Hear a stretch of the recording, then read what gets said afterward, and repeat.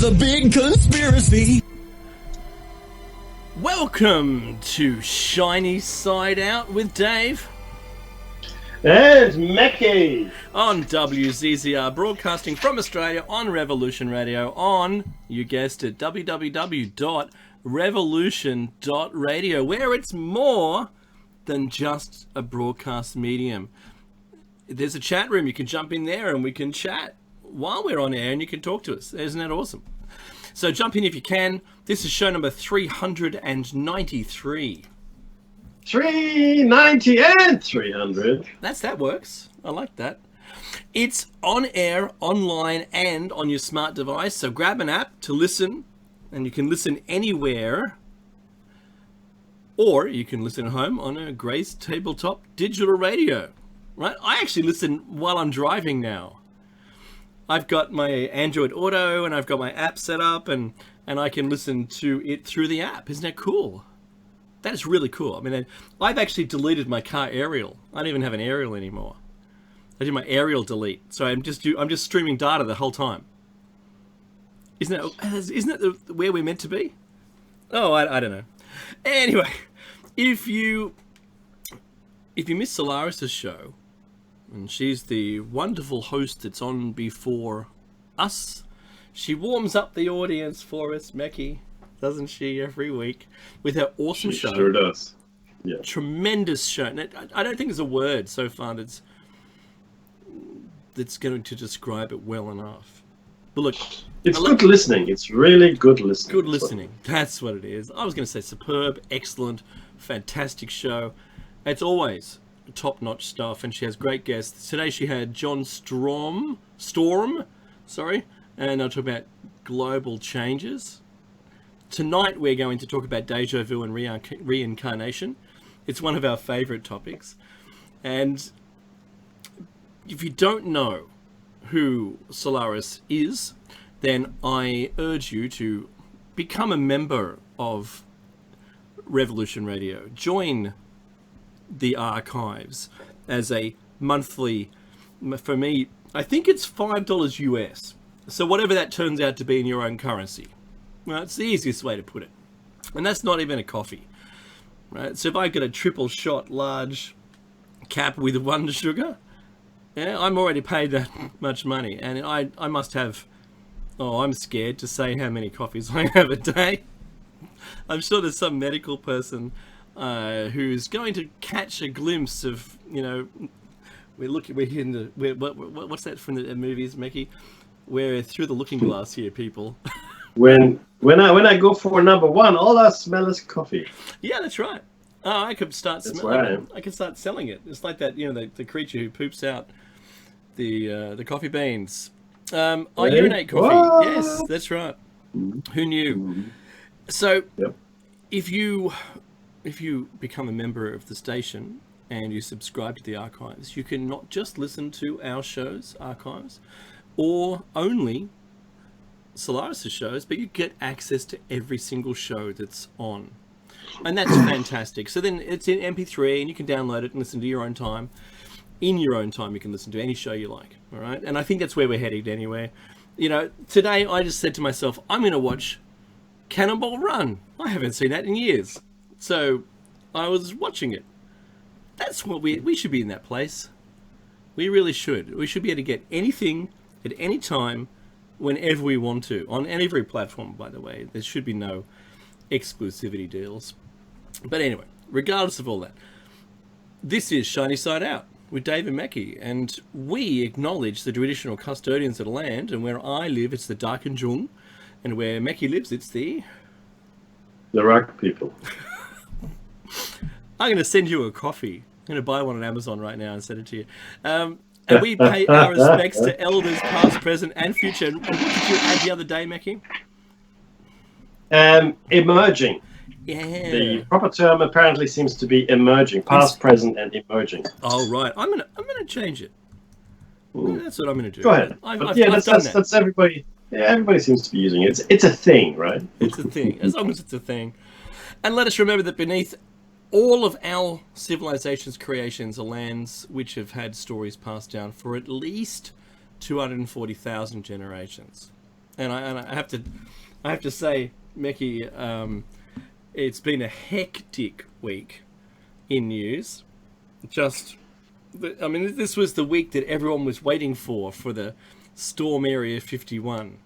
No. See, I went there first. Yeah. Because it was, to be honest, it was a really disappointing turnout. So is this the new thing? Is this what the millennials do? They go, yeah, I like it, but I don't really like it. I push the like button, but I really have no connection with it. What? I'm going. Yeah, I'm going to go. 2.5 million people, or whatever it turned out to be before they disabled the grip. 2.5 million people said, yeah, I'm going. And then, well, there's conflicting stories. Some said 75 people turned up, and the others said 1,500. So that's still... What? What's that? 1,000 less than a million? Significantly, right? Yeah. Times by 1,000. A couple less than Times by 1,000. Maybe, see, the problem is they gathered in 1,000 different locations. There were 1,000 people in 1,000 different locations, and all around the world. You know, all all around the world. What do you mean, Area 51 isn't where I live? Well, yeah. That's not what happened at all. I can't watch Friends, reruns. What? No. No, I'm late. I'm gonna grow my beard a bit more and have smashed avocado sandwiches. Do you know, since you're on that protest and whatnot, you know, in Sydney there was, or all over the world there were these, I guess, protest activities to halt climate change. Yeah, that's right. You know, like something the planet. It's a beautiful thing. A friend of mine went there. I haven't seen her in years. Only know her on Facebook now. But the point is, she posted this picture, and there was a sea of litter and garbage in Hyde Park. I saw that. That's right. By the protesters themselves. And, yeah, the people. You know, we can save the planet by drowning it in garbage. That's what we need to do. It's an insulation layer, Meki. What are you talking about? Oh, that's what that is. No, I'm sorry. So 2 things I want to say about this. One, I'm disgusted because pick up your own garbage. That's right. Take it recently. with you.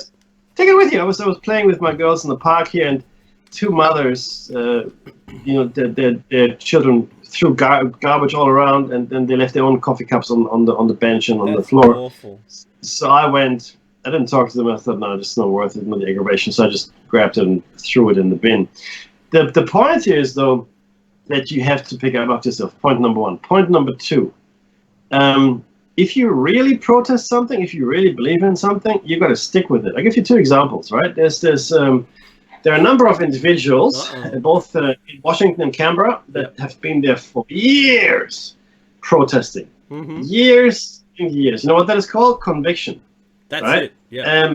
And look at the people in Hong Kong. I'm not neither condoning nor condemning. I'm just observing it as a fact. Mm-hmm. The people we're weren't happy with something. Social commentating here. Yeah. Yep. Yeah, they were happy. They weren't happy with something. The people in Hong Kong, and they made use of their power to protest, and they did. And guess what?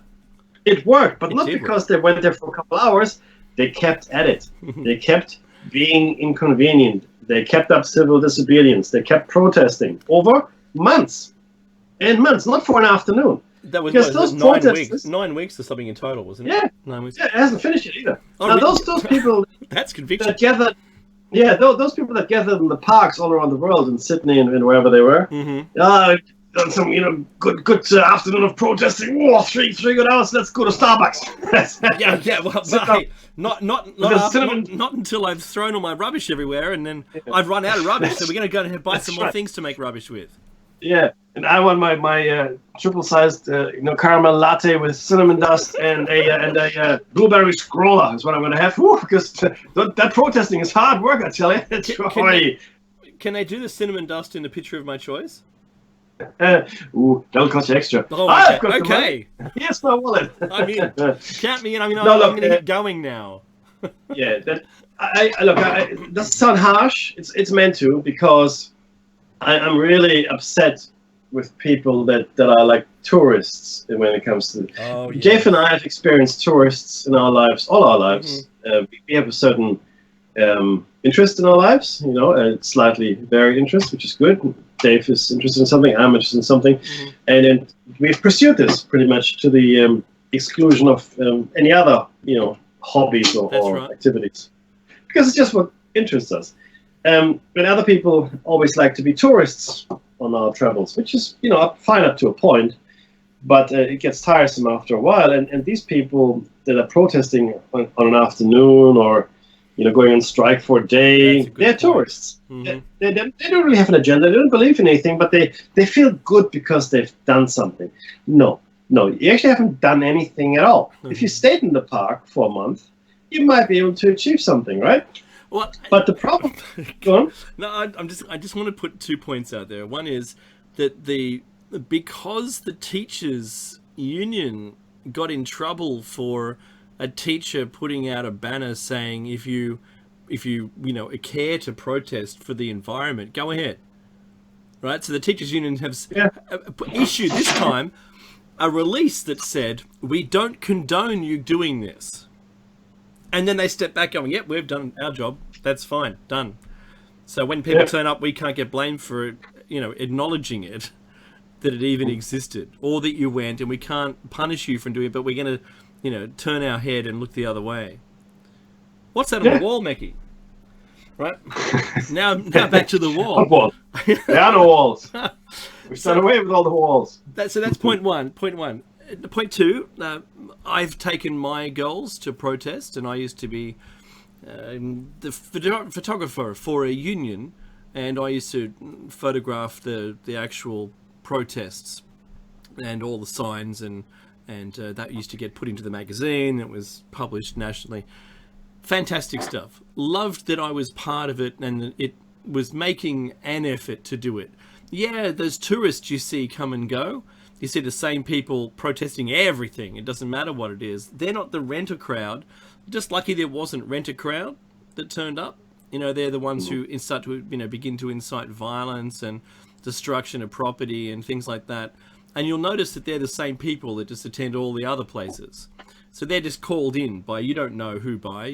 Could be the news stations or someone. Someone calls them in to attend, and then wait till it's the right moment, the camera's on you, and let's start to do some stuff here.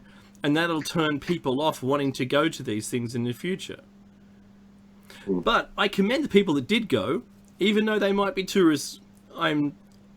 Their actions are deplorable, leaving how to save the planet march, right? All of the litter, that's just not right, shouldn't do that. But to what end, Mecky? So is it, what I looked at here is that the protesters are really just telling our world governments, because it was across the planet, right, that they've got a lack of commitment and subsequently inaction on climate change resolution. Yes. They're not doing anything to try and change it. And in most cases, just have their head in the sand like ostriches, right? It'll go away, or if I don't look at it, it's not there, right? Yeah. Because they're main contributors in a lot of countries, especially in Australia, are the industries who are providing most of the output that is not helping with the problem. And it's only when you separate, I suppose, the money from governance, because as soon as you start to donate money towards the people who are meant to be doing something, you're really asking for a favor. Can you turn a blind eye for me while I just pollute the hell out of the planet? Sure, why not? How much money did you say it was? Oh, I can look. I'm looking the other way now. Right? What? Looking at what? I'm not looking. Who's looking at what now? What's that Mr. Burns thing? Mr. Burns, there's $1 million on a pallet here, and he goes, well, when I turn my head and turn back, I don't want to see $1 million and a stupid person. Classic Simpsons. What? Are you bribing me? No. So, the Germans. So, look, the funny part of these protests is, look, a lot of school children took part. And I think their generation will feel the most let down because they're the ones who will have to live through the most of the effects. And that's a fair call. And if the governments of the world aren't going to do anything about it, I think, this is my opinion, that they should do a class action of all the school students against the government for inaction on climate change. Because the government would have to then prove that climate change wasn't real in order to get out of that. Because they can prove all they like, they're trying to do stuff, but it'll all amount to, it'll be ineffectual. So they'll still lose anyway. And I think that's gold, right? The evidence is conclusive. It is no longer a question if climate is changing or not. Mm-hmm. The question is who is responsible, right? And to say that we are not at all responsible is complete nonsense. In the same vein, to say that we are completely responsible. Human beings, I mean. Yeah. But that's dragging into the courts for 100 years. It probably will. We're living in a closed system. Any closed system is affected by all of its component parts. Mm-hmm. That's just simple physics. I urge everybody to science a little more. I science. And actually, because this is what Dave and I try to do here, right? We're trying to get to the bottom of things. Look, some of our ideas are way out there, and some of them take lots of leaps of faith. We get that. But I'd rather take a leap of faith than be left in the dark, holding a mushroom stick. Because it doesn't help us to sit in the dark, and not ask these questions. If we can, I guess, encourage debate or have someone think a new thought, that's great. Then we've fulfilled our, destiny with this radio show here, right? If just a single person for each broadcast thinks a new thought, I feel like a winner, right? It's really important that we keep an open mind, but we are rigorous in our analysis, and we don't just go ahead and find all the evidence that we like. We've got to be very critical of ourselves. That's really, really important. On that, speaking of being critical and having people admit to things. Eventually, I guess more like worms or I just messaged Mekki, and I said that ironically mushrooms will inevitably be our only source of nutrition because they grow without light. Without light, in the dark. In fact, too much light will not let the mushroom grow. That's right. Having said that, we recently had had another admission, I guess, of sorts of something that was a long time coming. And if you're at all following this particular phenomenon, then you know what we're talking about. It's the UFO debate. And recently, the Navy has publicly announced that what the Nimitz crew, or the fighters of the Nimitz crew captured on video, are in fact unidentified flying objects. Not saying they're space aliens or spacecraft or whatever, just simply, which is great. I like that because it's unidentified. It could be time travel, it could be dimensional travel. I don't know, right? It could be the inner earthers, it could be the Russians. Well, maybe not the Russians. But the point is that the Navy finally has admitted that, yeah, look, these videos aren't fake, they're real. We have no idea what it is, and we can't duplicate the aerial maneuvers these vehicles are performing. Full stop. That in itself is a massive step forward. Project Blue Book, Hynek, and all the other people investigating these phenomena now for many, many, many years. And in fact, we've got evidence that these phenomena are much older than our knowledge of it. The Bible is full of it. There's artworks that are chock-a-block full of things we can't explain. They're mentioned in folklore and literature. It's there. The whole phenomenon is there. And again, I'm not saying these are spacefaring creatures necessarily. I'm also not saying they're not. But I believe it's probably an amalgamation of many things once we find the truth. And our life and our world and our reality is a lot stranger than we were taught in school. By by factors and factors of enormity beyond our imagination. Yeah. We haven't even scratched the surface levels of our existence yet. I mean, there's so much stuff we just don't know. Mickey, what about Ben Rich? Ben Rich says, if you can dream it, we've already done it. I agree, 100%. And 100%. that's even in our current reality. Right now, I'm going to... Jeez, don't I sound crazy? Right now, the technology that's hidden from the mainstream is supposed to be so fantastical we wouldn't recognize it as being, a form of transport. Right? That's it. So the Tic Tac, the Nimitz class carrier fighter footage of that Tic Tac was doing something like 20 times the speed of sound. Could, in a blink of an eye, go from 60,000 feet down to 10 feet above the water, for instance.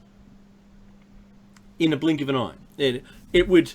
if people were inside it, they would be, under normal flight characteristics and normal physics, without a protection field around them or whatever, they would just be a pulp. With the instantaneous acceleration and deceleration. Unless you have the inertial dampeners that Star Trek has, right? Oh yeah, I love the inertial dampeners. So an inertial dampener is essentially something that dampens inertia. Wow. Funnily enough, because anybody at rest, sci-fi talk, tech talk, right? It's tech talk. But the truth is, once you're in motion, you don't, for the most part, if it's smooth motion, you don't know that you're in motion, right? Mm-hmm. I mean, we're spinning around at some 26,000 kilometers an hour through the universe on planet Earth, but you don't know that, right? And 1,000 if you're on a train, miles an hour rotating around an axis, yes? Yeah. And if you're on a train, and this is my favorite example as well, if you're on a train, and I've been on a really fast train, close to 300 kilometers an hour. Japan, right? No, it's actually in Germany. Oh, right. Cool. Yeah, or Europe, I should say. Yeah. But the point is that you don't know that you're going that fast unless you look outside or you you stick your head outside, which we weren't, of course, allowed to do. It wasn't possible. Oh, no. But if your forward motion or whatever direction your motion is going was abruptly stopped, you would know all about it because you would still be traveling at that 300 kilometers an hour. So if the train stopped dead, right, like the super brakes or something, or it hit something, you would still be traveling at 300 kilometers an hour, in relation to your surroundings. And this is really what relativity is all about as well. You'd become liquefied on any door in front of you. Yeah, and to that end, unless, this is what Dave said earlier, from 60,000 feet to 10 feet above, the sea level or whatever you want to say, right. That's fairly fast in a matter of seconds, right? Now, can it be done? Well, yeah, clearly it was done. It can be done. So there's no question as to whether or not it can be done. The question is, how do you disperse the inertia? How do you disperse the energy that is still within the bodies inside that vehicle? Unless, of course, it's sitting outside of physics as we know it, or they've got some amazing dampening technologies. Well, so this is really the field around the field around it is supposed to protect everybody inside it, as though they weren't moving at all. Could be. I don't know. That's how it's been described in UFO lore. That's how it's described. Yeah. And I'd like to think that it has to be something like that, obviously, right? Yeah, completely. Because otherwise there'd be hamburger meat flying around in that thing. Well, it is. But Dave, look, this is the problem that people have for the most part, and this doesn't necessarily include our esteemed listenership, but certainly, most people, we don't understand how things work, and we don't understand physics and science, we don't understand chemistry, we don't understand the basic building blocks of our life, because our educational system is so horrifically bad all over the world. I mean, there are places where it's good, but for the most part, we are all learning all the wrong things. So take a mobile phone back in time, right? Just 50 years, not even tremendously back in time, and to have the picture clarity that they've got now in the cameras. And even though the phone would not work, you couldn't email anyone, it would be useless, effectively, but you could play video and everything and pictures on it. at least, at the very minimum. Yeah. It would, in the person's mind at the time, be magical. Even though it's only 50 years ago, people go, wow, how is that even happening? I don't have a picture that good in the television studio back then. And plus that would have been black and white back then too. How is that in colour? Go 100 years and you'd be, burned at the stake. 200 years burned at the stake, right? So if we're trying to use our mind to understand how you don't become liquefied inside the Tic Tac as it instantly stops and accelerates, then we're not thinking in the right space. If we think it's impossible, I think we're wrong, because there it is. It's like the Göbekli Tepe. You can't say hunters and gatherers built it if it's the largest, megalithic structure on the planet and the oldest, and it came out of nowhere, and you can't say that it was built or that it wasn't built, because there it is. You can't argue that it's misplaced in time, because that means that you're coming at it from the wrong point of view.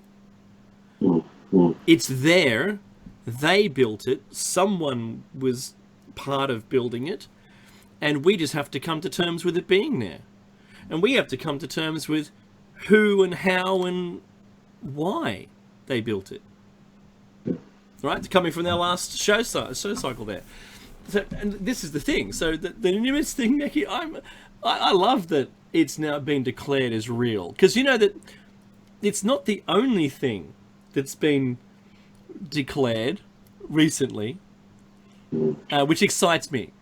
Because, Meki, we've talked about, there's a pre-Inca, right? We just did the megalithics builders. So we talked about pre-Inca, which really aren't truly acknowledged. The Inca talk about, oh, we didn't build it, it was already there. So, I mean, someone else had to have built it, right? So you have to have a term for pre-Inca, and pre-Inca will have to do, right? However, the Smithsonian has now declared that bones found with human damage markings, so they weren't gnawed on by, predators. They've found cut marks and things on some bones which have been dated to 24,000 years ago. But wait, Meki, hang on, wasn't the last date for Clovis people like 15,000 years or something, right, in North America? It's got to do with the Bering Strait crossings, correct? That's right, because that was when the Bering Strait was passable because of the Younger Dryas period. Yep. Right? And that's it. From start to finish on the Younger Dryas, there was a window, right? So 10 to 15. So 15 is the earliest, most latest time that they could do. So the earliest point, and then 10,000 was when, roughly when it finished. So in that period of time, they go, well, that's all that could happen. Clearly, we've only got Clovis people here, but the pre-Clovis existed. And now they've got proof, finally dug up some proof, and here we go, 24,000 years old, which means they didn't come through on the Bering Strait. They didn't wait for the Ice Age to lower the sea level to be able to make it available for them to cross. The Meki, the people in... And the thing that's really cool about this is that this was recognized now by the Smithsonian. So now you can't argue it. Now it's there. They've finally come on board. Was it 30 years or something, right? That they've finally come on board and said, yeah, all right, we agree, right? We're good. So we're not going to argue anymore. Yes, there's a pre-Clovis people. We haven't come up with a name, but the pre-Clovis will have to do. It's like the DNA, Meki. When the world DNA, hunt for all the earliest people around the planet, and they mapped the DNA, the human DNA, and they found that the South American DNA was more prevalent in the South Pacific Islanders. It looks as though they went west through the South Pacific, which had never been thought about before. Well, Well, say that. I mean, you and I have thought about this. We've thought certainly. about it. There's a lot of people, not the mainstream, right? Yeah. And so what I've understood now is that the mainstream that tends to disagree with change, right, Mhm. has actually grown since like around about the 70s. It started to become this thing, but I know it's always been there, but it's now become this thing which is, you know, if you want to get involved in trying to bring a new idea out, you're going to get shot at. Not physically Yes. shot, but you're going to... No, physically. Physically, I mean, your character's going to be dismantled, right? Yeah, so Who you are. They're going to shoot at anything they can to prevent you from getting that idea into the circle in the mainstream before it's even discussed. Any new idea goes through stages of acceptance. Initially, of course, the acceptance is non-acceptance. That's Rejection. the first stage of That's acceptance. Rejection, violent rejection. Yeah. So the problem is that the act of change, or the notion of change, is the one thing that people feel most threatened by. Change is a bad thing. Full stop. We don't like change. We don't want change. We don't need change. Change is a bad thing. And that's been educated into us. I don't think we were born that way. I don't think people are born that way, because guess what? For children, when they're born into this world, everything is new. Every day is change. Everything is something.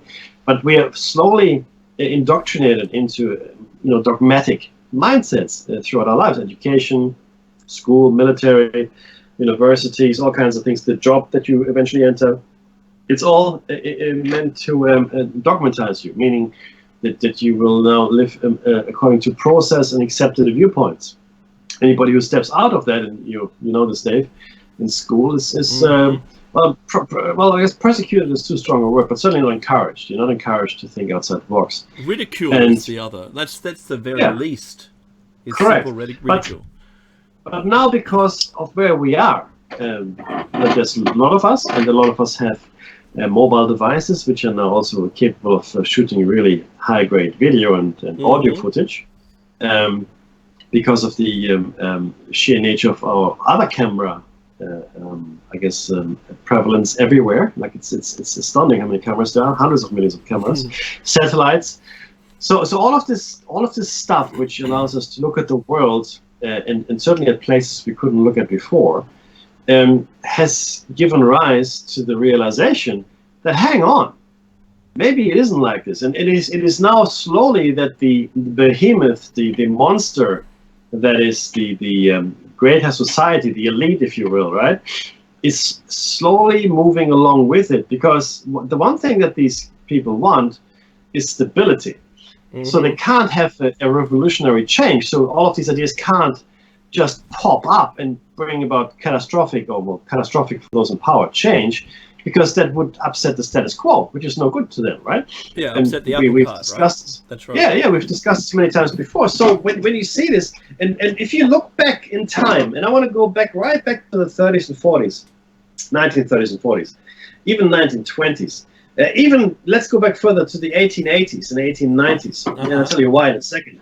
There is a seeding of ideas, and there are these individuals that come up with these ideas, and or you think they do. There's Jules Verne, there's Orwell, right? There's Huxley, there's Clarke, Heinlein, Bester, all the science fiction writers, right? And there's a seeding of ideas. It's usually the young that like it. It was the young men and women that purchased science fiction, even H.G. Wells' Time Machine or Jules Verne's 80 Days Around the World, things like that. He wrote many other novels which were fantastic and so far ahead of their time. It's astounding. Was it Fathoms Beneath the Sea? How many fathoms? Yeah, 20,000 fathoms. That's right, right? Yeah. And the technology and science he was describing was well ahead of its time. And on and goes. So there are always these ceilings, but these seeds were planted few and far between, and they were given a lot of time to germinate, to become part of our gestalt, overall thought models for the people. And you can't just create the end point. Because you haven't gone through the evolutions. That's right. Yeah. Because think about this, Dave. For the longest time, certainly for most of recorded history, probably finishing to some extent with the Renaissance, but not really, because you still had the power of the church. People were kept dumb. They weren't educated. They weren't allowed to read or write. Maybe not so much allowed to, but just didn't have an opportunity to be educated, right? And only the top layers of society were educated. In any society, in any civilization that we came across. We live in a narcissistic commune. Well, there you go. And you're right. The thing is, you're right. There was only a very fine layer of society which was educated enough to do anything with anything. So now think about this for a second. Think about what the world looked like, and I want to go to the 1940s. In fact, 1940s after the war, or even 1930s, whatever. But that time in the world, and think about what the streets looked like, what the people looked like that walked around in it, what people thought about, and how people conducted themselves. And then fast forward to now. So think of New York, maybe, or any other major city. And then imagine what it looked like 70, 80 years ago. The same street, the same city. Top hats. It would be... Carriages, but it would be... horses, combination of today, simple cars. The permissiveness and the variety of people that you see and the different kinds of, visuals that you get from people. I'm talking about tattoos, piercings, clothing, hairstyles, colors. Of the skin, the thing about it, New York, Sydney. Actually, Sydney 30 years ago was a mostly Anglo-Saxon kind of place. Mostly, not altogether. But now you go into Sydney CBD. I'm talking about, right? Pitt Street, anywhere, Town Hall, QBB. You could be in any city in Southeast Asia. That's true. Looking at the mix of people that is there. So. What that means is that we have become more able to, I think, on a subconscious level, to deal with change and to deal with more and more shocking information. So slowly you hear about, we found life on Mars. Oh, what do you mean? Oh, like some microbes. We found water on Mars. Oh, we found exoplanets, planets outside the solar system that could support life. Now we found one with water on it. Now we found this, and now we found another thing. And now we found extremophiles. What are extremophiles? Well, extremophiles are bacteria. They can live anywhere, right? Yeah, they found a planet. Yeah. The nearest planet right now, they've discovered methane in the atmosphere. Yeah, and on it goes. But these are, tidbits of information. If we had been told from the start, back in the early 20th century, when people started to become educated en masse, they started to, and certainly the Renaissance was a hotbed for this as well. But again, not for everybody. It would have caused a revolutionary change, because people would say, hang on, this is the real world? This isn't you be telling us that? So we've been dying in mud and been living in filth all our lives, and this is in fact what could have happened here? Really? Come on. I mean, they would have, forget the French Revolution, man, forget that. That would have been a picnic in the park compared to that. But now, so there are two things that have happened, Dave, which is really interesting. One, we've become more open to these interesting news, let's say, or these revolutionary news, right? And also they're not as impactful anymore, because we see them on the movies, we see TV shows, so it's not really that much of an impact. But secondly, we've become a lot more lethargic. We've become a lot more apathetic. Oh, who cares? Right? Be it through diet, be it through drugs, be it through our education system, be it through TV. That these two things are going hand in hand. We've become more lethargic, apathetic, and we've become more ready to accept these monumental changes. But while they're coming, they will be not as interesting, because our attention span has been whittled away. What were you talking about? You know what? Exactly. Einstein and Newton both said, if you want to solve a really complex problem, you got to think about that thing for a long time. Newton and Einstein both would lock themselves away for months and even years, in Newton's case, years at a time, to solve certain complex problems or issues that were in their mind, scientifically speaking. That's what they did. They didn't just, there's a cat picture, there's a clown with a cat picture. Put a puffy tail on a dog. Silly cat videos. That's right. We are very different today, Dave. We're very different animals. We're accustomed to change. all of our manufacturers that provide us stuff expect us to buy the new thing every year. I saw some people camped out in Pitt Street on Friday.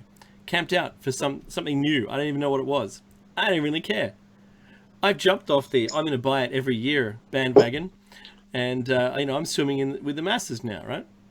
I do not even care what it is.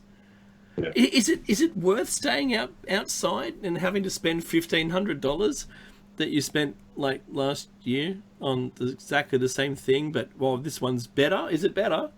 I hope it's better. Better be really better, because we've seen, like, for handheld tech, right? We've seen the aggregation of a ton of different features that used to be their own device, and specifically much larger than they are today.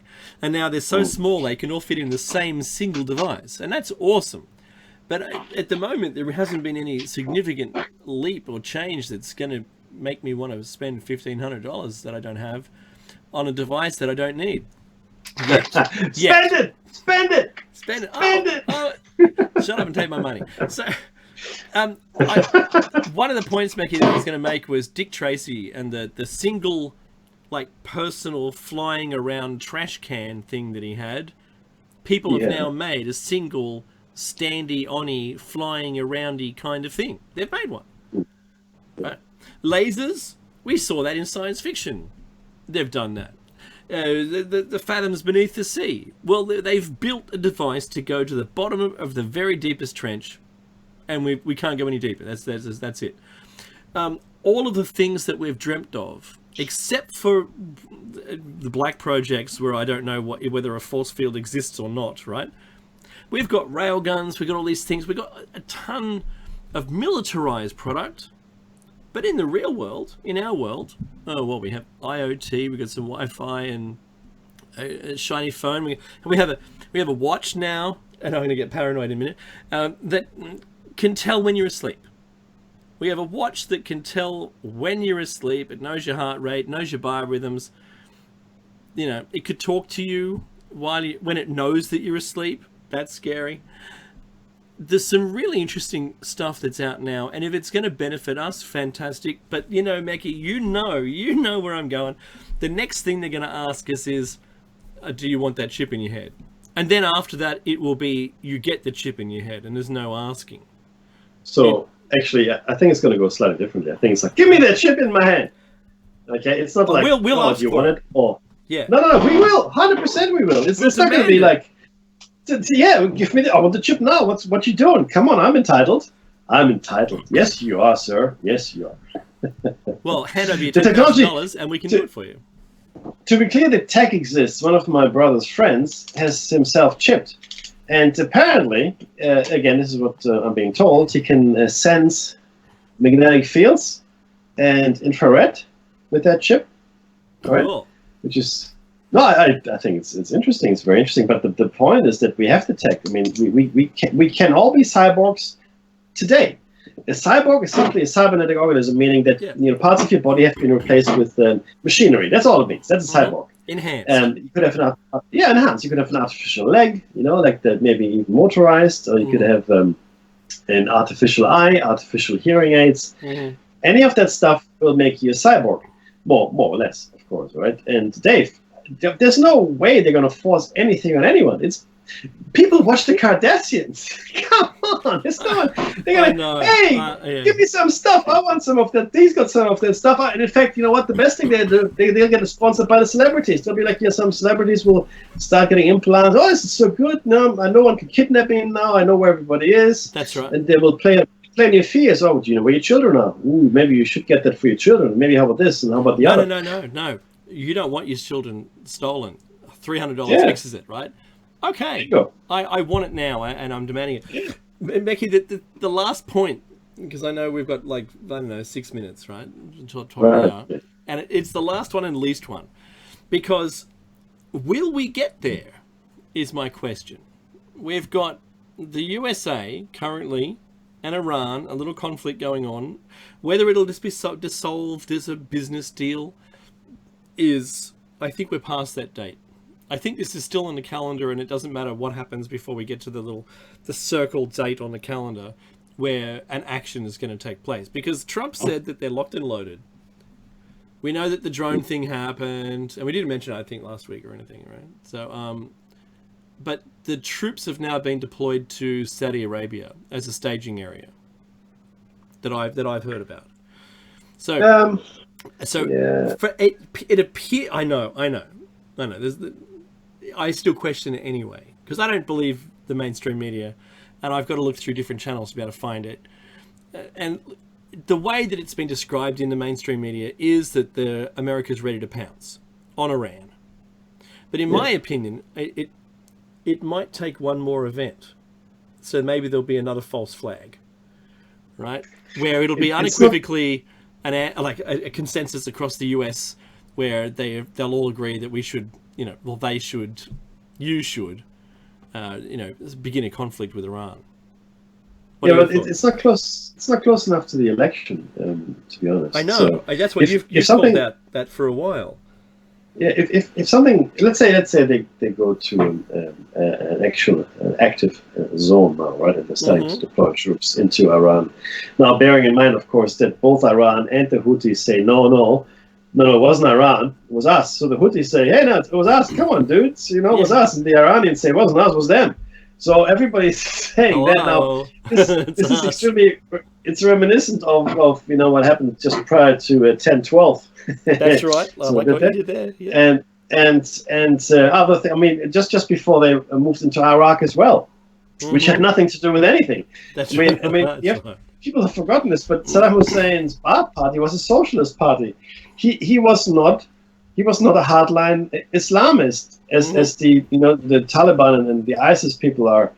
In fact, he was the opposite of that, and they hated each other. People forget this, but it's okay. It's all right. We went in. There were no weapons of mass destruction. There was a million Iraqis died because there were no good targets in Afghanistan, as Mr. Rumsfeld told us. But apparently, Iraqis were a much better target. Much better target. I had some real infrastructure we can destroy and rebuild. It's awesome. It's good. Yeah. Whereas Iran is in a similar position. Iran has got a lot of good infrastructure and a lot of oil reserves. So it's a good country to attack. It's a really big enemy of Israel. Now I'm not saying that that's a good or a bad thing, but it's a reality, right? Israel and Iran don't get along. Saudi Arabia and Iran don't get along. China and Russia are the recipients of the oil from Iran. Correct. So there are a lot of reasons to take Iran out from a geopolitical, realpolitik kind of view, right? Let's poke the bear. Yeah, well, look, again, it'll be a regional conflict for the most part, I believe. Proxy. But it's not yet. It's too soon. Yeah, Dave, it's too soon. Yeah. I still stick with next year, if anything. Yeah, I hear you. I know that there's a lot of enemies of Iran in that area who would like to see it, resolved, if you know what I'm saying. Sure. And look, that it worries me that who's going to initiate it or how it's going to start. I've always had in my mind the news story that war has broken out in the Middle East theater, or it's India and China, right? Yeah. These are the ones that are both at the top of my list of the next two things that happen. I think Pakistan and India is a definitive contender.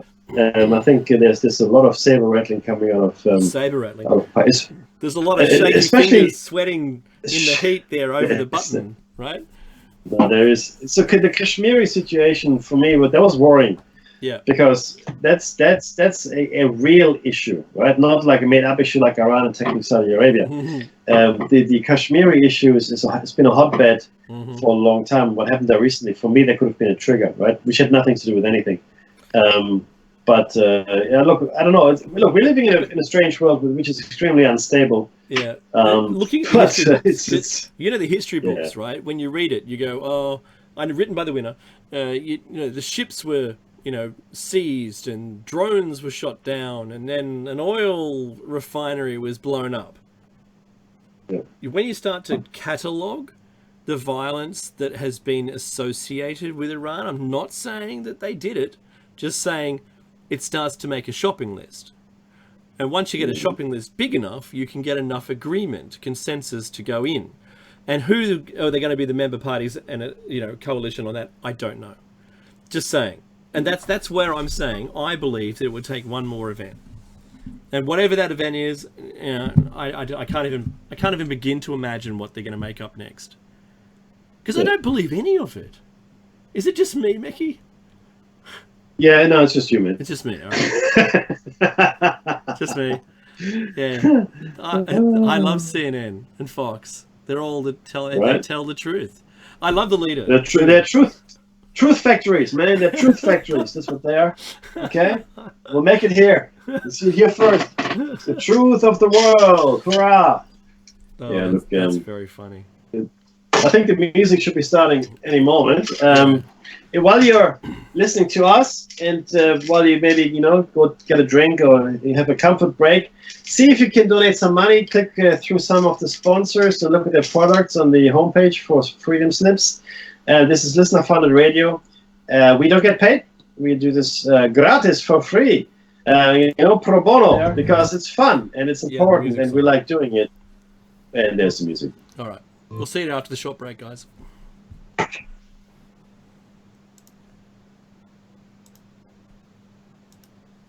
You're back. Believe it or not, you are back. Almost back. There we go. You're back with Dave and Meckie's Shiny Side Out on freedomslips.com, on the #1 listener-supported talk radio on the net. So push the donate button and subscribe to the archives. And it's about, I think it's $5 US dollars per month. $5 US dollars per month to get access to the archives. Now, I know Meckie's back, so that's good news. And the recording is going. Yes, it is. And look, welcome aboard. If you're a new listener to Shiny Side Out, if you've fallen upon our show somehow, however it is, don't forget to comment. If it's a YouTube archive, say hello. If you've reached our website, because we have a website, shinysideout.net, that's still going. I know we have an app. I don't know if it's still available. I haven't checked for a while. It's there. To be honest, $500 a year it costs me to run an app on both stores, the Apple Store and the iTunes, the Android store. We sold millions of copies. We're broadcasting to you from the Bahamas. That's not true at all. That's not true at all. In fact, I didn't even. So we didn't hit the threshold to be credited with the $1 per app charge that we were charging for it. That's really good. So, like I said, see that's marketing right there. Right, we're way beyond the thinking of our current show.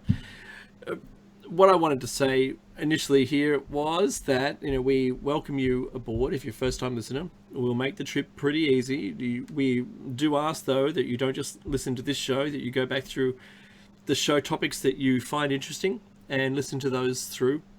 The format is we normally do 1 hour of maybe current affairs or things that are very interesting in our lives.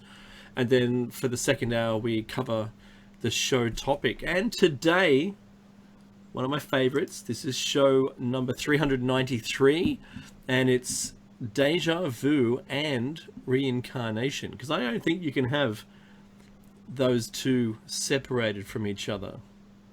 Yeah, we're doing Reincarnation first, and we put Deja Vu at the back, and it's significantly updated.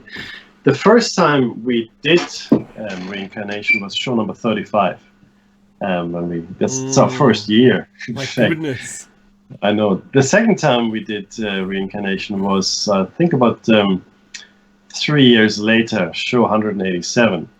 And now it's been another, 4 years almost. 200 shows ago, 187, like I said, and now it's show number 393. So this is a significant gap between it. Interestingly enough, Dave, as I was updating the show, I went to some of the old sources, but there were a lot of new sources that had sprung up over the years, which good. I thought, it's great, some great stuff. Interestingly enough, the Wikipedia entry for Reincarnation had, I don't know what the best word is here, it had just exploded. There was just, there was a bucket load of new information in there. I mean a bucket load. It was some of the stuff, and I noticed because I took a copy of the original one 7-8 years ago. Yeah, right. And it's just so much more in there now, and some of the stuff, interestingly enough, is stuff we covered in our show a lot. So I wonder if the people that have been updating this have been listening to our show. Be nice if that was the case. Probably not, but it's possible. And yeah, so reincarnation clearly had a lot of more research happening to it, and there's a lot more information that there's now an entry on the Bogomils, the Cathars, and the Manichaeans. Believe it or not. Wow. It's called the European Middle Ages. How about them apples? Right, that wasn't there before. I can guarantee it wasn't there. Right. Right. There's also Celtic and Germanic paganism. They weren't there before. Hang on, we've spoken about all of these. I know we have, and there's also classical antiquity. Some of the classical antiquity stuff was there. A lot of it was not. And there's just, before we start, I want to share this with you. We'll get to it very quickly, but I want to quickly. This is how I want to start the show, because this speaks directly to the hypothesis, and it is new. Because if it had been there before, I would have put it in. It wasn't there before. So this is a quote here I'm going to give to you guys from classical antiquity. The Orphic religion, which taught reincarnation about the 6th century BC, so about 2,500 years ago, organized itself into mystery schools at Eleusis. You've heard of the Eleusinian mystery schools, and elsewhere, and produced a copious literature. Now, this is the part I want to share with you. Orpheus, its legendary founder, is said to have taught that the immortal soul aspires to freedom while the body holds it prisoner. The wheel of birth revolves, the soul alternates between freedom and captivity round the wide circle of necessity. Whoa! There's more, and there's the cave allegory and Plato and all kinds of things here that I'm going to share with you. That's exactly what we've said. Right? Now, I actually wasn't familiar that the Orphic religion believed that. I mean, I'm fairly au fait with classical literature. I was an ancient history student for the longest time, but I wasn't aware that Orpheus believed exactly that. So there's some new information for me as well. So look, let's jump right into it. And what we have today, though, as an extra morsel, we have some of Dave's own insights as part of the very first few moments here. So let me just quickly refresh everybody on what reincarnation actually is. So reincarnation means quite literally to re-enter the flesh, right? If you speak Spanish, you know that carne means meat. So it's just re-entering the meat is what this is. Reincarnation is a religious or philosophical concept that the soul or spirit, after biological death, begins a new life in a new body that may be human, animal, or spiritual, depending on the moral quality of the previous life's actions. Sorry, one other thing before we go any further into this, and this is something we should have mentioned in the first hour. It just came to me now, though, Dave. What has now been widely accepted as scientific fact is that pretty much every living creature has got some kind of electric field, like as found in Kirlian photography. And we also understand that plants act. They don't just react, but they act. Okay, plants talk to each other. They can share resources. They can be in competition for resources. They favor their offspring over others. Plants are, for all intents and purposes, as alive as you and I, albeit somewhat slower. Okay? Right. Yep. So the whole idea of animism, or the belief that everything has a spirit, be it animate or inanimate, I think has taken a gigantic leap forward.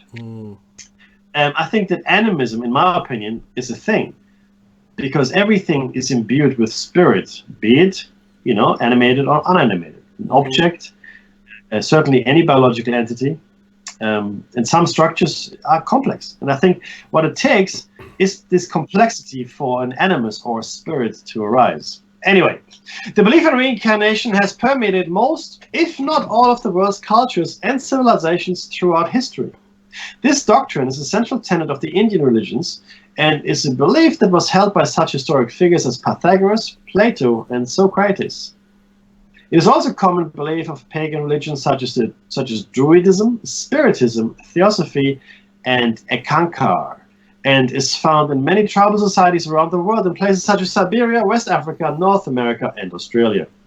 Although the majority of sects within the Abrahamic religions of Judaism, Christianity, and Islam do not believe that individuals reincarnate, particular groups within these religions do refer to reincarnation. These groups include the mainstream historical contemporary followers of Kabbalah, the Cathars, and the Shia sects, such as the Alawi Shias and the Druze and the Rosicrucians. The historical relations between these sects and the beliefs about reincarnation that were characteristic of Neoplatonism, Orphism, Hermeticism, Manichaeism, and Gnosticism of the Roman era, as well as the Indian religions, has been the subject of recent scholarly research, and we will delve into that quite deeply. There's a lot of science around this, Dave. I know, it's absolutely fascinating, this topic. One thing that struck me when we started to discuss this show topic, and it goes all the way back to when we did it in show 35, but Mackie, you already knew this, and that was that my late mother, was able to regress people to their previous lives, and we witnessed other people being taken back to their prior lives through a process, of relaxation and meditation, and a guided, I could be very careful, a guided, path through the clouds, through time, taken back to a place, which then you described in great detail.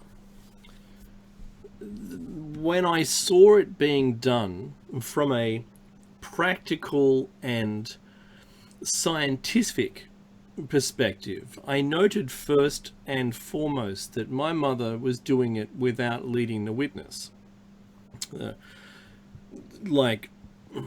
Okay, so you've just said you're in a room. How many people do you see? That's leading the witness. And that person goes, oh, well, there weren't any people. How? Well, now there's 3 people. Right? So without leading the witness into suggesting and suggestion-free guidance, let's put it that way. What struck me was the people who, because I sat in on a lot of these sessions, though I didn't believe it at all until it happened to me. So I watched a number of them occur, and it did change those people's lives who had experienced their past life to get a greater understanding. But I'm going to tell you this because it's an important part of who I am. And I was taken back by my mother, and I was found to live in a rather large house that seemed like England, with hedgerows, an undulating road. I had a car. There weren't very many people who had cars in those days.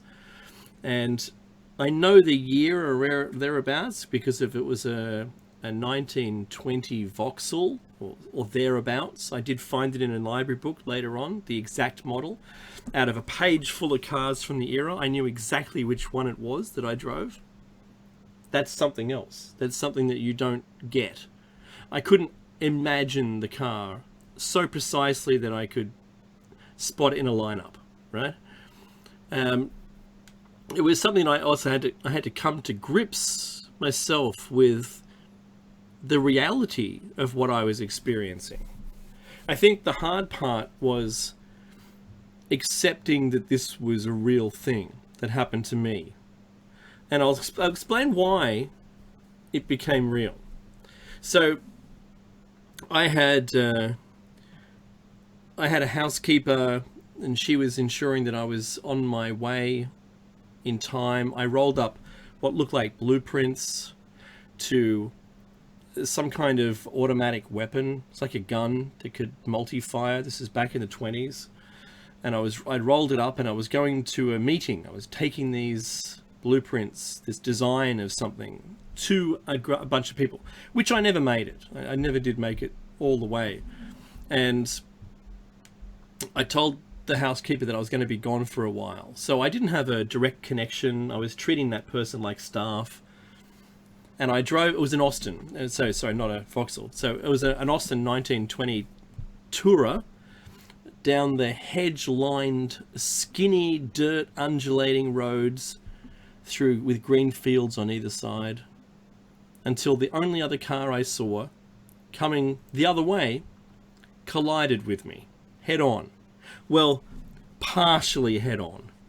So the side of the car that I was driving on I was in the right-hand seat, and they collided with me to my head on, not the car's head on. And my right side was severely injured. The odd part that I found as a result of this was only after I was born in this life that I couldn't sleep unless my mother held my right foot comfortingly. And she found the only way to get me to sleep was to hold my right foot. And now this wasn't until I was like 8 or anything. It was only when I was a youngster. And she remembered that story for a long time. And she never told me that until I woke up from this regression and told her about my right side, and my right foot in particular was crushed. And then it all seemed to make sense. Now, since then, Mecca, you and I have known that children up until about 4 can remember some parts, maybe all of this, and it became a thing. It was a thing then, before we knew about that stuff.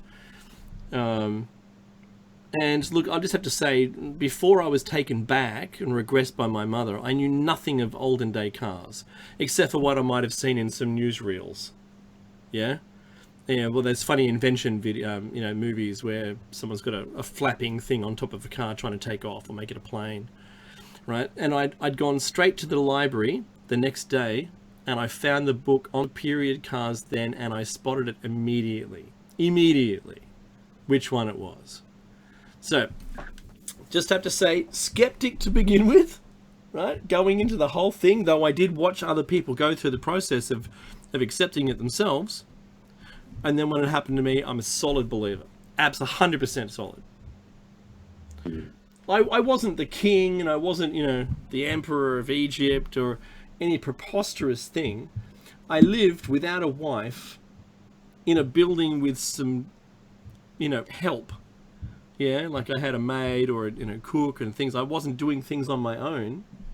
I didn't have children. You know what I'm saying? It wasn't my dream life, and I'd never even thought of an existence like that anywhere. Crazy. It is. Thank you, Dave, for sharing that particular thing, because what Dave has just shared with us, the regression and then the subsequent link back to the early childhood or the experience of his right foot, is exactly what researchers have found all around the world. Stevenson, Tucker specifically, that have spent years, if not decades of their lives, looking at this and then researching it and trying to make head or tails of it. So 2 things I want to say to this. One, this is an area of science where you can't really employ empirical science. As much as I enjoy the scientific method, it doesn't lend itself to investigating these kinds of phenomena. And then the biggest criticism is that all the evidence is anecdotal, right? It's just bits and pieces here and there, because you can't actually design an experiment or design a regimen to test this theory.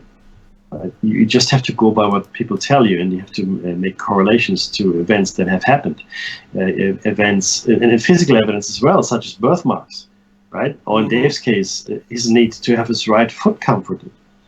A hardcore critic or armchair debunker would say, well, that's just nonsense.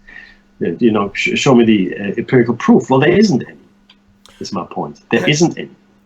However, right? What we're going to discover later is that, a child may remember their name, rank, serial number, flight number, what the ship was they left from, who their flight companion was or the navigator was, and how they died. And the question here, though, Dave, is which part of the scientific method are we going to use to prove that? You can't, right? So this is probably the best example of where I believe that we need a different approach to investigate these kinds of phenomena, because you can stand on your head. It's a thing. It's a reality. And it's not a reality we're making up. It's a reality that people have believed in for a good, a few thousand years, longer potentially. And maybe because it's a thing. Maybe because it's a truth, right? Maybe we are. Maybe ignoring it doesn't make it go away. It just makes you happier that you don't believe in it. Yeah, that's right. So, whether or not you believe in re-meeting or not, or reflashing, as we learned, it's important that we keep an open mind. Now, the second thing I'd like to share with you is similarly to Dave's. I've always wanted to be regressed, but I've never had the opportunity to. Done many other things, but regression has never been one. If ever I get the chance, I will jump at it. But what I did have was a strong affinity. This is really strange. To the Chinese culture, to the, or maybe, well, actually more specifically Asian, in general, but more specifically Chinese. When I was a child, I would make hand puppets. I made this hand puppet. I got an A plus for it, out of paper mache and a felt, which was a Chinese peasant with a Chinese head. Those Chinese they were in the field, a long Fu Manchu kind of beard. There was a dragon in the front, and there was I made up this Chinese character, and for the life of me, I can no longer remember what it looked like. But I stuck that with glue onto the black felt, which was the body of the hand puppet. I've also sculpted a Buddha when I was younger, and I had a very strong affinity to that thing. And then when I finally did get married, my mother-in-law tells me that I'm more Chinese than the Chinese. Wow. Or my cultural.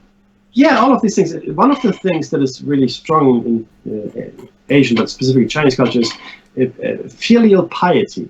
What that means is, as a son or a daughter, you look after your mother and father, and you respect them, and things like that. And while my father and I had a very difficult relationship, I certainly displayed that filial piety to a very strong extent. So does my brother, by the way, to my mother. But it's interesting that other things as well. So that's why I married a Chinese or Australian-born Chinese girl, because there was a lot of cultural alignment. Strong family values. And I'm not saying that I was born into this, coming from a Chinese background, but if you do the pure numbers game, and a friend of mine and I talked about this a lot. He is Indian.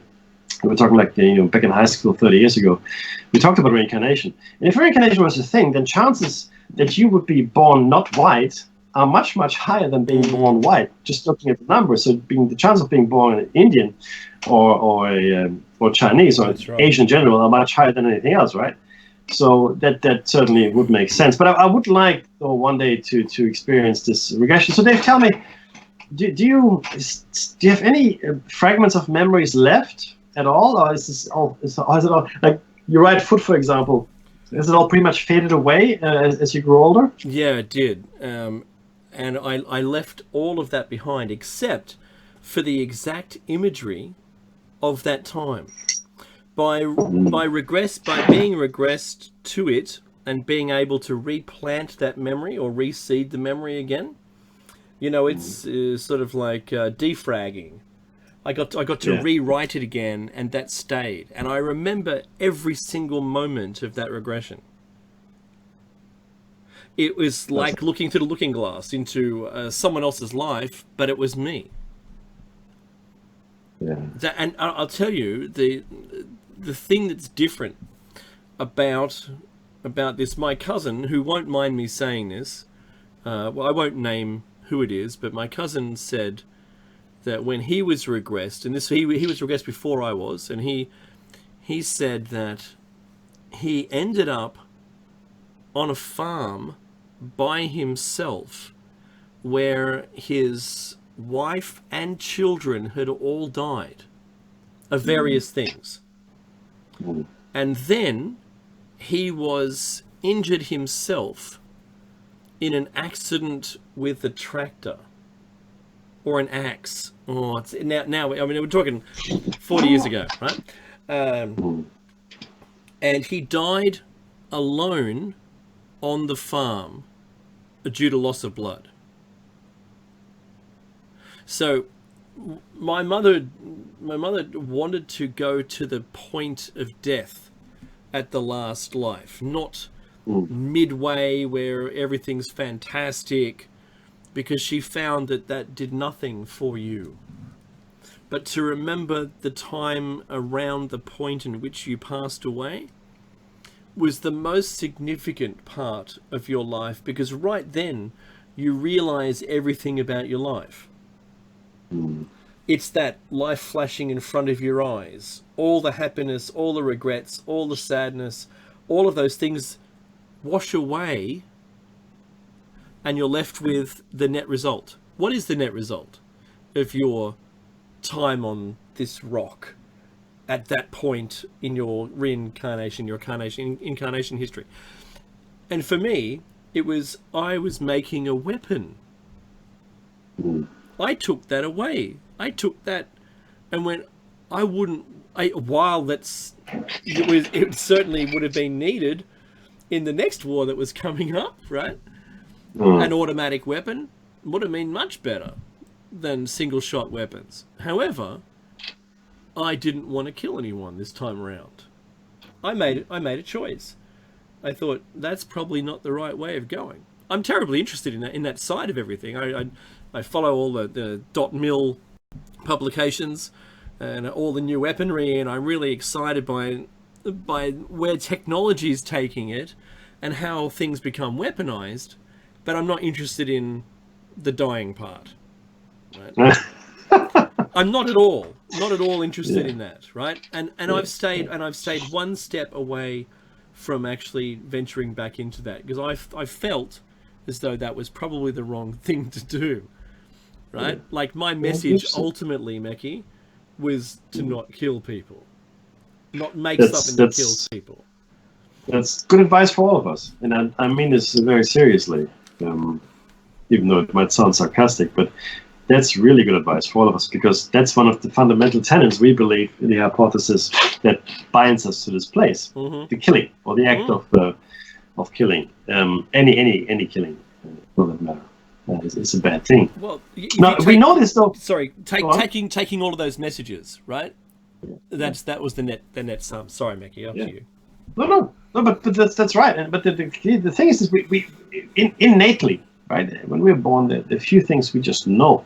You don't have to be taught these things. Even if you've never come across something in your life, you never heard about it, you come across something, you immediately know, hey, that's the wrong thing.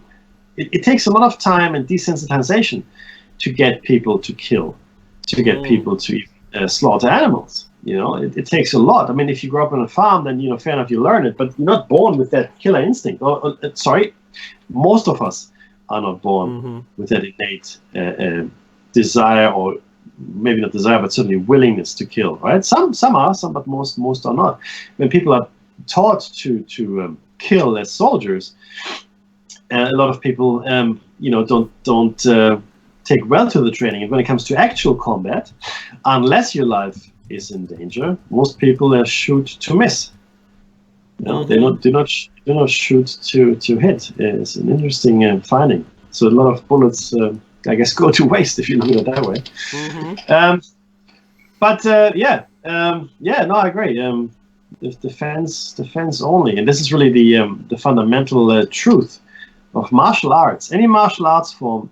I'm talking about traditional martial arts. You would know what that meant. Yeah. No, that's it. It's not Systema, not Krav Maga necessarily, but certainly all the older martial arts are for defense only. And even Krav Maga, you can argue, is actually for defense, because as soon as you go into a fight, you lose, because you don't know what's going to happen. All bets are off the table. I mean, as soon as you engage in combat, you have no idea what the outcome is. So the most martial arts teach you not to engage in conflict, but to avoid it at all costs. That's a pretty basic tenet of martial arts. Let us look at some of these backgrounds, though, from a religious perspective. Now, we've been taught and told that reincarnation is both a religious as well as a philosophical concept. I want to go a step further. I want to say it's also a concept, a life concept. I believe that reincarnation, we will soon learn as we learn more about ourselves and the energies that inhabit our bodies. And there's some interesting text here we're going to share with you in a second. Incarnation or reincarnation is actually a truth, not just a religious or philosophical statement, but a truth. And hopefully, once the show cycle is done, there's some 43 pages here, so looking at least 3 or 4 weeks, I think. I hope you can take something away, and hopefully this will spur your own, or spur rather, not spurn, but spur your own research into this area. It's fascinating stuff. It really is. Read some of the things, listen to some of the things we're sharing here with you. What we've also included as an update, there's an institute out there that deals with children that have these memories. Yeah, that's run by Mr. Tucker. He's one of the he's Stevenson's successor. And there's also some advice on how parents should behave and what they could do. Okay, we've added this as a new thing to these show notes. It'll be at a later time that we share this with you. Now let's talk about Hinduism first. Reincarnation, known as Punarjanma, is one of the core beliefs of Hinduism that is generally accepted by many of its practitioners. There's no permanent heaven or hell in Hinduism. After services in the afterlife, the jiva enters the karma and rebirth system, reborn as an animal, a human, or a divinity. This reincarnation continues until moksha, the final release, is gained. The Bhagavad Gita states, Hindus believe the self or soul, which is the Atman, repeatedly takes on a physical body. Never was there a time when I did not exist, nor you, nor all these kings, nor in the future shall any of us cease to be. As the embodied soul continuously passes in this body from childhood to youth to old age, the soul similarly passes into another body at death. A sober person is not bewildered by such a change. And this is, like I said, from the Bhagavad Gita 2:12-13. And then the next passage is 2:22. Worn out garments are shed by the body. Worn out bodies are shed by the dweller within the body. New bodies are donned by the dweller like garments. The dweller, of course, here being the Atman, or the soul, or the self. Dave? Jainism, and I have to be honest with everybody, that's the closest to where I believe that I am this time around. While I haven't become a Jain, I haven't become a member, or I'm not practicing. I think their beliefs are the strongest and most aligned to me. If there was a website you could go to and it just ask you a bunch of questions, I'd fall into this group. Yeah. So Jainism is historically connected with the Sramana tradition, which the earliest mentions of reincarnation are associated. The hand with the wheel on the palm symbolizes the Jain vow of ahimsa, the word in the middle of ahimsa.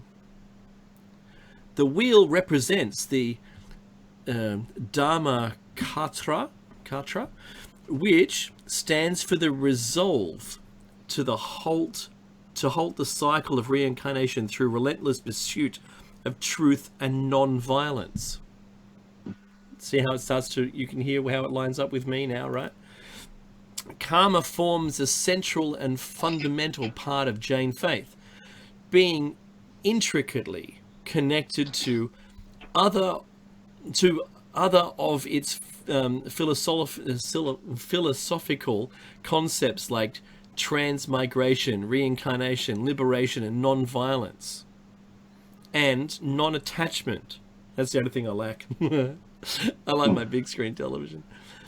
Among others, actions are seen to have consequences, some immediate, some delayed, even into future incarnations. So what happens to you now may be reflected in another lifetime, another incarnation. actions seem to have so the doctrine of karma is not considered simply in relation to one lifetime, but in relation to both future incarnations and past lives.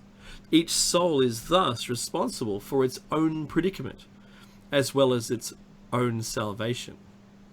And that is a really very important fundamental concept. And the Jainism doctrine that Dave has just shared, you will feel repeated in a number of other things we're going to share with you here. And you probably already see a parallel to the Cathars, to the Manichaeans, to the Bogomils, to some of the other heretics as they came along. And the key thing here is this. And this is where the Abrahamic religions depart, or at least in the way they understood today. Each soul is thus responsible for its own predicament, as well as its own salvation. Nobody else can help you. You are responsible. You can't go to confession. There's no one else absolving you of anything. It is all up to you. Scary, if you think about it. Do you know, right? But ultimately... You know the words. You know the words during a safety briefing on an aircraft, right? Help yourself so you can help others. Bingo. That was never truer to me, Mickey. Yeah, that's a very apt comparison, Dave. I completely agree. And this is, in fact, if you talk to born-again Christians, they will tell you the same thing. All right, so born-again Christians usually don't hold truck with the Pope or any other Christian authority of that nature. They say, no, it's all up to you, buddy. You got to accept Jesus Christ into your life, and it's up to you to make sure that you live the life that makes you worthy of eventual ascension into heaven. So I'm just saying, the principal idea that you're responsible for yourself also exists in fundamentalist Christianity. It's only been watered down in the more organized versions of what we like to call religion these days. Which brings us to Buddhism. Now there's a picture here of a carved stone wheel, which is about 8 meters or 25 feet wide. It's a tall, so it's a Buddhist relief, and it was made sometime between the years 1177 and 1249. And within the middle of it, and it's sort of holding it or clutching it from the outside is Mara, the Lord of Death and Desire. So it's like this big figure holding this big wheel, and he clutches this wheel of reincarnation, which outlines the Buddhist cycle, or what they believe the cycle is of reincarnation. And it's a really cool picture. I don't know if we can fledge it somehow into the presentation. Certainly next week we'll make part of the video. The early Buddhist texts make it clear that there is no permanent consciousness that moves from life to life. At the death of one personality, a new one comes into being, much as the flame of a dying candle can serve to light the flame of another.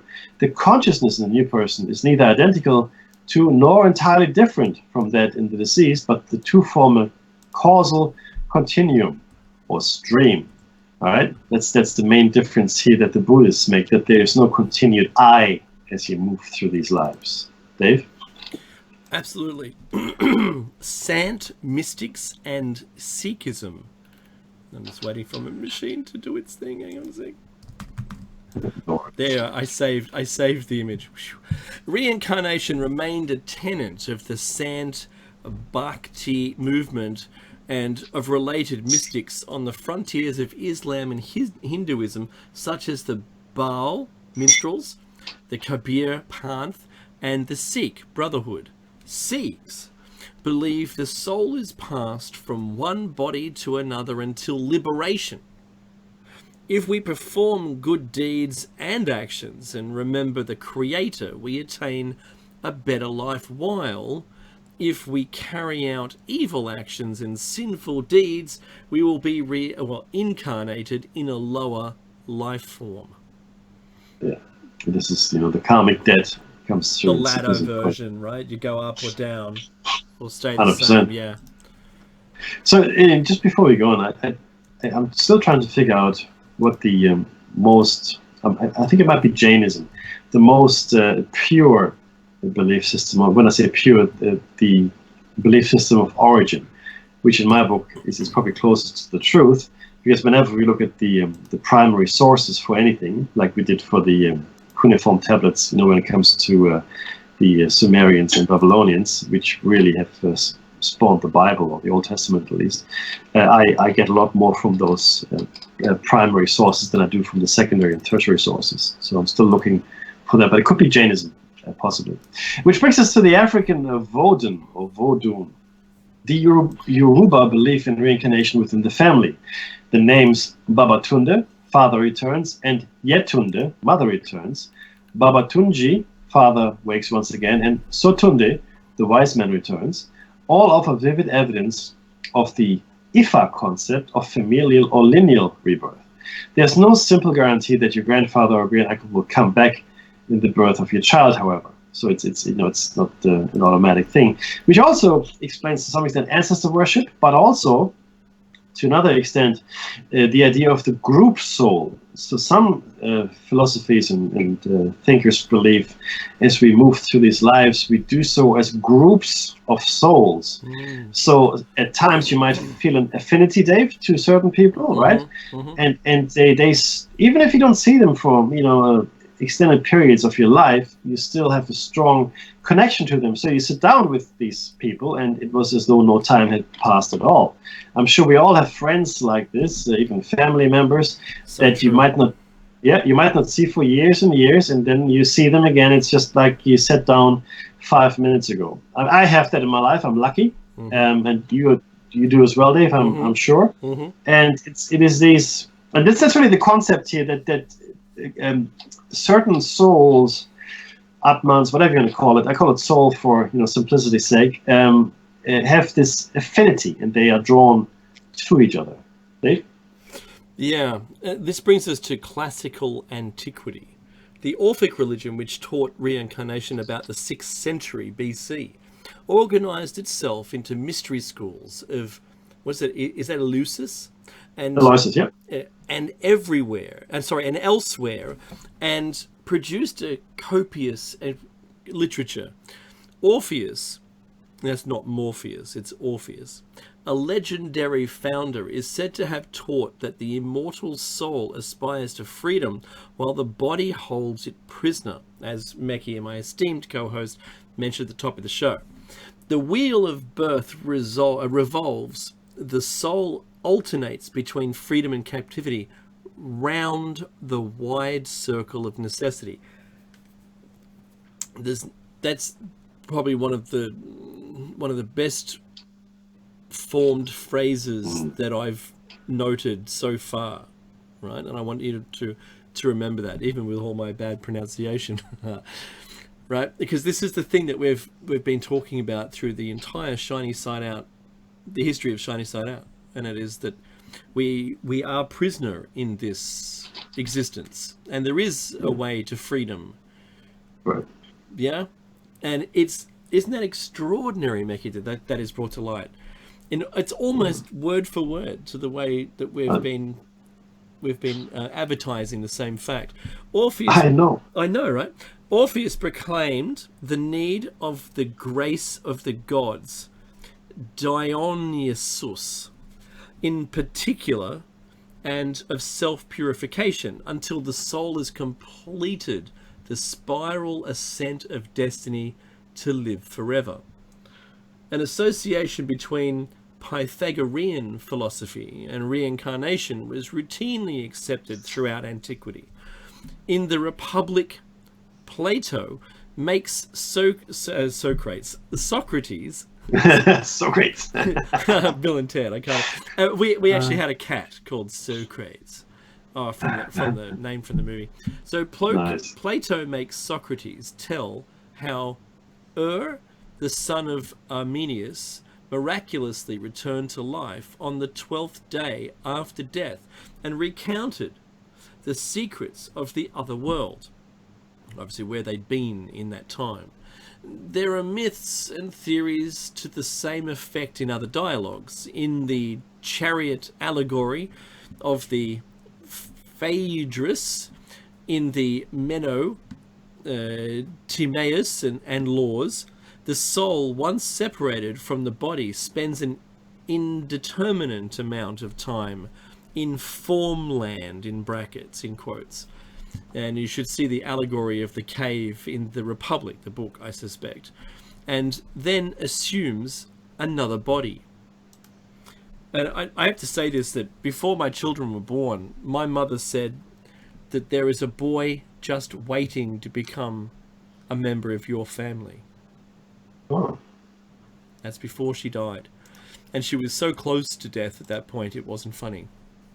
So, and then we had my daughter Trini, and a week later my mum passed away. Extraordinary. And Trini's real tomboy. Who knew? In later Greek literature, the doctrine is mentioned in a fragment of Menander and satirized by Lucian. In Roman literature, it is found as early as Ennius, who, in a lost passage of his Annals, told how he had seen Homer in a dream, who had assured him that the same soul which had animated both the poets had once belonged to a peacock. Persius, in his satires, laughs at this. It is referred to also by Lucretius and Horace. Meki. Virgil works the idea into his account of the underworld in the 6 books of the Aeneid. It persists down to the late classic thinkers Plotinus and the other Neoplatonists. In the Hermetica, a Greco-Egyptian series of writings on cosmology and spirituality, is attributed to Hermes Trismegistus, who was also known as Thoth. The doctrine of reincarnation is central. In Greco-Roman thought, the concept of metempsychosis disappeared with the rise of early Christianity, reincarnation being incompatible with the Christian core doctrine of salvation of the faithful after death. It has been suggested that some of the early church fathers, especially Origen, still entertained a belief in the possibility of reincarnation, but evidence is tenuous, and the writings of Origen, as they have come down to us, speak explicitly against it. Some early Christian Gnostics sects professed reincarnation. The Sethians and followers of Valentinus believed in it. The followers of Bardaisan of Mesopotamia, a sect of the 2nd century deemed heretical by the Catholic Church, drew upon Chaldean astrology, to which Bardaisan's son Harmonius, educated in Athens, added Greek ideas, including a sort of metempsychosis. Other such teachers was Basilides, known to us through the criticisms of Irenaeus and the work of Clement of Alexandria. In the 3rd Christian century, Manichaeism, or Manichaeism as we've discussed, spread both east and west from Babylonia, then within the Sassanid Empire, where its founder Mani lived about 212 to 276. Manichaean monasteries existed in Rome in 312 AD.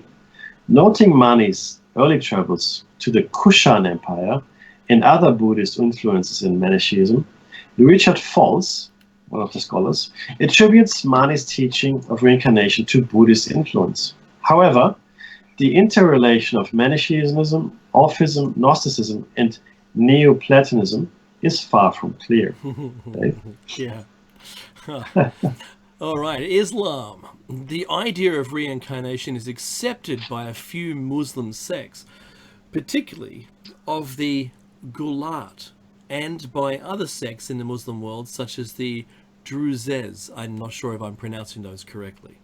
Historically, South Asian Ismailis performed chantas yearly, one of which is for sins committed in past lives.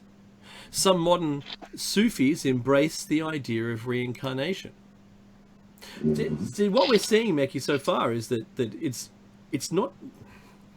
It seems like a belief it's woven into society, and regardless of the religion that it's that you're in, there seems to be an aspect of it kept and replayed. Mind the pun. Throughout history to keep it alive. Otherwise, we'd all have forgotten it long ago, and we wouldn't consider it at all. No, completely correct. It's really interesting that it survived in fairly compatible versions. Like there are very many disagreements, certainly maybe to the methodology and the process, but the actual thing, the thought, the concept of reincarnation is all pervasive. Right? It's only with the advent of Christianity, as we will learn in just a second, that sort of fell away, and Jesus proclaiming that he is the way, the light, and the way, right? And the truth, sorry, the way, the light, and the truth, and only through him could you ever achieve release or the ascent to heaven. So, in fact, Judaism, which is what I'm referring to, which is generally seen as the forerunner to both Islam and Christianity. In Judaism, the belief in reincarnation had first existed among Jewish mystics in the ancient world, among whom differing explanations were given to the afterlife, although with universal belief in an immortal soul. Today, reincarnation is an esoteric belief within many streams of modern Judaism. Kabbalah teaches a belief in Gilgul, transmigration of souls, and hence the belief in reincarnation is universal in Hasidic Judaism, which regards the Kabbalah as sacred and authoritative, and is also held as an esoteric belief within modern Orthodox Judaism. In Judaism, the Zohar, first published in the 13th century, discusses reincarnation at length, especially in the Torah portion of Balak. The most comprehensive Kabbalistic work of reincarnation, the Shar HaGilgulim, was written by Chaim Vital, based on the teachings of his mentor, the 16th century Kabbalist Isaac Luria, who was said to know the past lives of each person through his semi-prophetic abilities. The 18th century Lithuanian master, scholar, and Kabbalist Ilya of Vilna, known as the Vilna Gaon, authored a commentary on the biblical book of Jonah as an allegory of reincarnation. The practice of conversion to Judaism is sometimes understood within Orthodox Judaism in terms of reincarnation. According to this school of thought in Judaism, when non-Jews are drawn to Judaism, it is because they had been Jews in a former life. Such souls may wander among nations through multiple lives until they find their way back to Judaism, including through finding themselves born in a Gentile family with a lost Jewish ancestor. There's an extensive Jewish literature of Jewish folk and traditional stories that refer to reincarnation. Wow. I know, right? Yeah, that's such a great way of accepting anyone, isn't it? I think that's tremendous.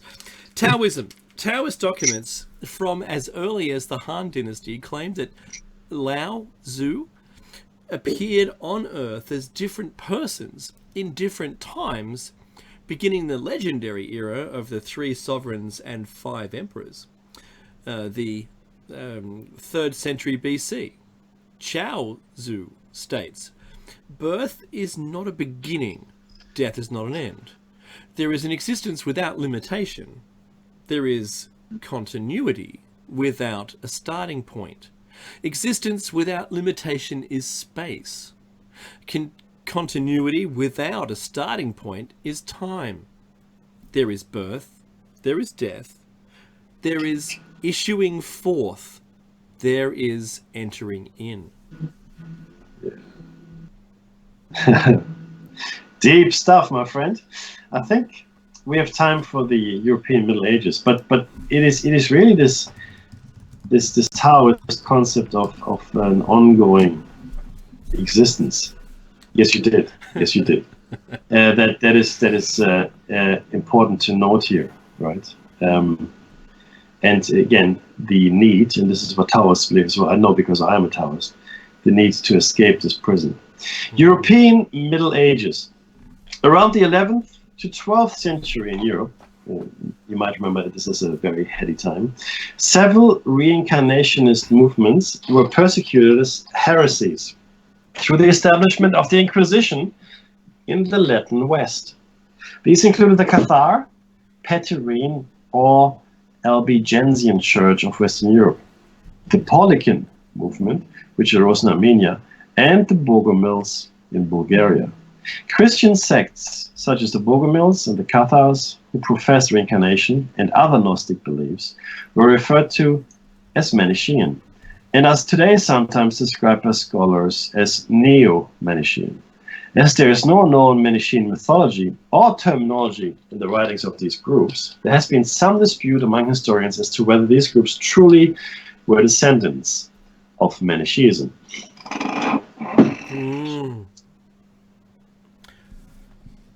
Wow, my head is spinning from this, Mackie. Isn't it amazing? Me too. Yeah. Yeah, I know, right?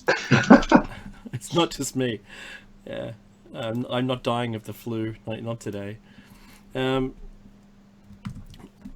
you know, I'm struggling for words here because it's difficult. It's difficult not to see the complexity in the Taoism phrase. I was, taken aback by how extraordinarily worded that is. Yeah. There's no beginning, no end. There's even space and time are mentioned in there. Meki, this is a person who knew. It's like they knew, and then they know what we know today. Yeah. Isn't that extraordinary? Yeah. Yes, I completely agree. Completely agree. It's a look. The reason we are talking about reincarnation, I should say again, is because in show number 400, we're going to go back to the hypothesis, and one of the fundamental tenets of the hypothesis is the belief in reincarnation as a thing, as a reality. Without reincarnation, the hypothesis simply does not work. And it is really our need to escape this cycle of rebirth to our true home that is at the core of the hypothesis. The need to escape the cycle of rebirth. There are many other things that are hanging off the hypothesis, and the wonderful thing is, the more we do, the more we research it, the more we talk to people. And this is not self-fulfilling prophecy. This is not looking for confirmation bias. None of that. Things just seem to fit, Dave. Things seem to fit together. I mean, they're greater mysteries, they're lesser mysteries, they're red herrings. They're things, they're deliberate falsehoods. They're fake news, as they call them today. But amongst all that stuff, there's a path. There's a way through it. And I think our hypothesis is as good a guide as any to understanding what's going on in reality. This is not the world in which we should live by any stretch of the imagination. It could be, but we choose for it to be a hell rather than a heaven. That's our choice here, right? We make that choice, and it's greed.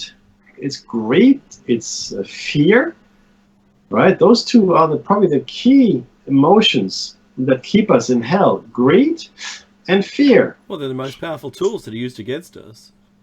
Yeah, I agree, 100%. And it's astounding because once you peel away greed and fear, think of the world that we would have: no greed and no fear. Imagine that for a second, and you can imagine. Don't go away. I mean, there's Gerber coming up right now, I think, right? That's right. With an after-hours show, it's going to be awesome.